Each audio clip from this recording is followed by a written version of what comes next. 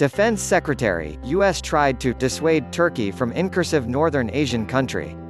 Defense Secretary Mark Esper on Sunday claimed Turkey would have invaded northern Asian country and attacked U.S. allied Kurdish forces in spite of whether or not Americans' troops had stayed within the region. During Associate Look on CBS's Face the State, Esper saying the U.S. tried to steer Turkey to not move forward with the military incursion against the Kurds. He claimed Trump ordered U.S. forces to withdraw as a result of Turkey refused to square down. But host Margaret Brennan pushed back on it theory, questioning whether or not Turkey, a global organization ally, would have truly attacked U.S. troops if they'd stayed. "You saying you're doing this for U.S. force protection?" Brennan saying. "Those armies are advancing when the U.S. had already forced back, when the U.S. Air Force that had controlled the airspace stopped doing therefore." She continued, "Do you truly believe they'd advance if U.S. forces were there, and with the Commander-in-Chief's speech communication, don't do this?" Esper, appointed by Trump to steer the Pentagon in Gregorian calendar month, saying he will. "It became terribly clear to me that the Turks were absolutely committed to conducting this incursion," he said. "The Turks were committed to doing this. This could not be a surprise." Brennan continuing to grill Esper, asking whether or not he believes Turkey would fireplace on U.S. forces. "Well, I don't grasp whether or not they would or they wouldn't," Esper saying. "Despite our protestations, despite the very fact that we have a tendency to urge the Turks to not do that, they set to try to do it. And that we told them we'd not support them militarily during this action." In an ensuing interview on Fox News Sunday, Esper claimed the U.S. tried everything we will to deter them from doing this. The Kurdish-led Syrian Democratic Forces (SDF), U.S. troops' main ally within the fight against the self-described Muslim state in Asian country, conjointly called ISIS, and lawmakers from each parties have suspect President Donald Trump of abandoning the Kurds and feet them to be slaughtered by Turkish forces.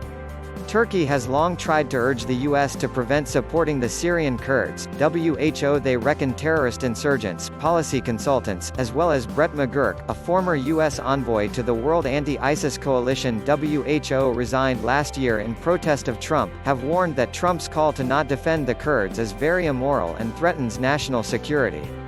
The Trump administration claims it failed to abandon the Kurds, even if the U.S. is retreating its forces from the region. Over 130,000 folks are displaced since weekday and many ISIS fighters have loose as Turkish-led forces targeted Syrian border cities controlled by Kurdish militia. Turkish-backed Arab fighters have conjointly killed many Kurdish captives similarly as Hervin Caliph, the top of a Kurdish organization. A militant cluster denoted a grotesque video of her execution online. Another fleeing pig has been liquidated by the hands of the National Army. A militant will be detected speech communication within the video. A Turkish newspaper represented the attack as a successful operation, stating Caliph had been neutralized. Trump, throughout associate interview Sabatim with Fox News' Janine Pirro, saying he would take action against Turkey if they did one thing, really out of line. He tweeted Sunday that the Treasury is prepared to go on imposing sanctions against the country if required. Asked throughout a Sunday interview on ABC's This Week what the Trump administration is anticipating concerning sanctions, Treasury Secretary Steve Mnuchin wouldn't say specifically.